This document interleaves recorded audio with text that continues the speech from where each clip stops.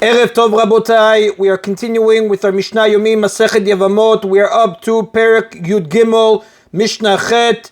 Today's Mishnayot should be Leilun Nishmat, Neria ben Svetlana, Ranbai, Eliyahu ben Burchai, Israelu ben Chana bat Miriam, Menuchatam began Eden, Amen, and Avdi ben Chaim Lachaim, V'darefua Shenemav, Daniel Shalom ben Rosa, and Mariana Miriam Chaya bat Tamara, Betoch Shach Chulei Israel. We have learned previously that when two co-wives fall for Yibum from one brother, the Yibum or Chalitza done with one of them exempts her co-wife as well. We learned this earlier in chapter 4, Mishnah 11. The Mishnah discusses how this law is applied to cases where there is a rabbinic marriage and one or both of the co-wives fall for Yibum only on a rabbinic level. The Mishnah begins with a case where both co-wives had the same type of rabbinic marriage.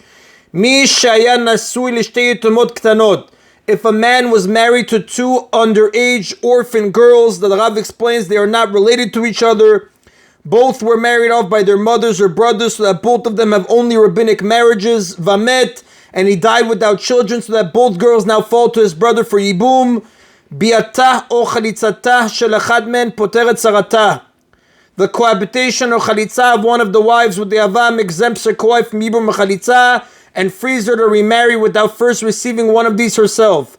Since these girls both have the same type of rabbinic marriage with their husband, they are both underage orphans, they both have the same level of Yibum bond. Therefore, they are just like two co-wives that are married on a biblical level, where one is exempted through the Yibum or Chalitza of the other. V'chen shtei chelshot, the same law applies to two deaf mutes who fall together as co-wives. Since they two have the same type of rabbinic marriage, even with one of them exempts the other. There is a difference between this case and the case of two minor orphans. In this case, only Yibum, not Chalitza, with one wife will exempt the co-wife, because Chalitza is not effective with a deaf mute, as we learned in chapter 12, Mishnah 4. That's what the Rav comments on this Mishnah. The Mishnah now discusses a case where both marriages are rabbinic, but they are not the same type of rabbinic marriage.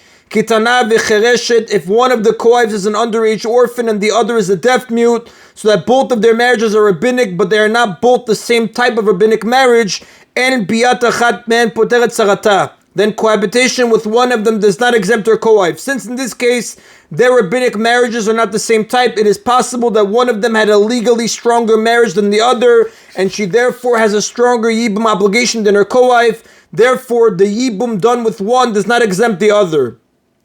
In the case of an underage orphan and a deaf mute, we have two rabbinic marriages that are not the same, and there may be reason to consider one marriage a stronger marriage than the other. A husband may be happier with the marriage of the orphan than he is with the marriage of the deaf mute, because although she is young, she has full mental capacity, and she will eventually become an adult. He may consider her to be more of a true wife. On the other hand, perhaps he favors the deaf mute and considers her to be more of a real wife because she is physically an adult. Since one of these marriages may have been a stronger marriage than the other, we cannot allow the Yibum done with one wife to exempt the other, because it is possible that it was done with the wife in the weaker of the two marriages, and the act done with the wife in the weaker marriage, who has a weaker Yibum obligation, cannot exempt the wife with the stronger marriage. The Mishnah now considers a case where one marriage is biblical and the other is only rabbinic.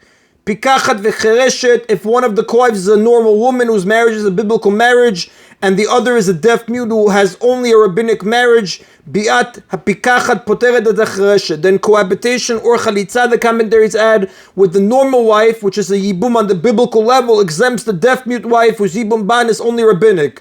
Since the biblical yibum ban is stronger than the rabbinic one, yibum with that co-wife clearly exempts the rabbinic co-wife. Then biat hachereshet poteret et hapikachat, but cohabitation with the deaf mute wife does not exempt the normal wife. Since that act of Yibum is only a rabbinic act, because she is bound for Yibum only at a rabbinic level, it cannot exempt the normal wife who requires Yibum Mechalitza under biblical law. Another case where one marriage is biblical and the other is rabbinic, Gedolah Uktana, similarly, if one co-wife is an adult with a biblically recognized marriage and the other is an underage wife with the rabbinic marriage, Bi'at Gedolah Poteret et Aktana, cohabitation with the adult wife exempts the underage co-wife as well. Since the Yibum of the adult wife is biblically effective, it can exempt the underage co-wife who is bound for Yibum only by rabbinic law. Ve'en Bi'at Aktana Poteret et Gedolah, but cohabitation with the underage wife does not exempt the adult wife. Since the Yibum of the underage orphan is only rabbinically effective, it cannot exempt the adult co-wife, who was bound for Yibum under biblical law. And that is the end of Mishnah Chet. Mishnah Tet now continues, when two co-wives fall for Yibum, once one of them has had Yibum, the other one becomes forbidden for marriage to all of the surviving brothers. If one of the brothers violates this prohibition and cohabits with the other co-wife, she does not become his wife since there is no longer Yibum Ban, nor does this act disqualify the first co-wife from staying married to the Avam who performed Yibum with her. While this is the rule with Yibum on the biblical level, it is not always true with cases that involve a rabbinic Yibum obligation. This is because there are cases where under rabbinic law, an act of Yibum with one co-wife does not completely fulfill the rabbinic Yibum obligation of the other wives. In these cases, cohabitation with a second co-wife can sometimes also be considered an act of Yibum, as our Mishnah will teach. Here again, the Mishnah will make a distinction between co-wives with the same type of rabbinic marriage and those with different types of rabbinic marriages.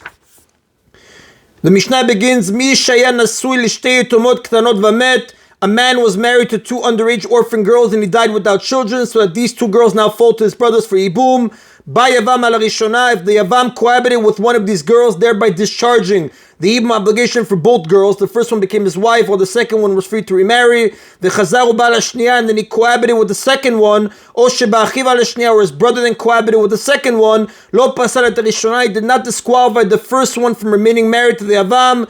This is because once Yibum was performed with the first girl, there was no longer any Yibum obligation left to fulfill. Since both girls had the same type of rabbinic marriage, the Yibum of one of them is effective in discharging whatever level of obligation there is for this type of rabbinic marriage. The cohabitation with the second girl was therefore not an act of Yibum and does nothing to prohibit the first girl's marriage to the Yavam. The first girl's marriage to the Yavam can become prohibited only when the relationship with the second co-wife was also considered a Yibum, like we will see. Here, however, his cohabitation with the second girl had no Yibum significance and therefore cannot affect the first girl's marriage. The same applies to two deaf mutes who were co-wives. The Yibum of one completely fulfills the Yibum obligation for both of them, and the cohabitation with the second one does not affect the marriage of the first. The Mishnah now deals with the law for co-wives who had different types of rabbinic marriages. Kitana v'chereshet, if one of the wives was an underage orphan girl and the other was a deaf mute, both of them were considered married only rabbinically. The law is as follows. Ba Yavam ala ktana, the Yavam cohabited first with the underage orphan, v'chazar uba ala chereshet, and he then cohabited with the deaf mute, or sheba'achiv ala chereshet, or he cohabited with the underage orphan and his brother then cohabited with the deaf mute. Lo pasal et ktana, he did not disqualify the underage orphan girl from remaining married to the Yavam. However, if the Yavam first cohabited with the deaf mute and then cohabited with the underage orphan girl, or his brother then cohabited with the underage orphan girl, he disqualified the deaf mute from being able to stay married to the Yavam. This is because the rabbinic marriage of the deaf mute is considered in some ways less of a marriage than the rabbinic marriage of an underage girl.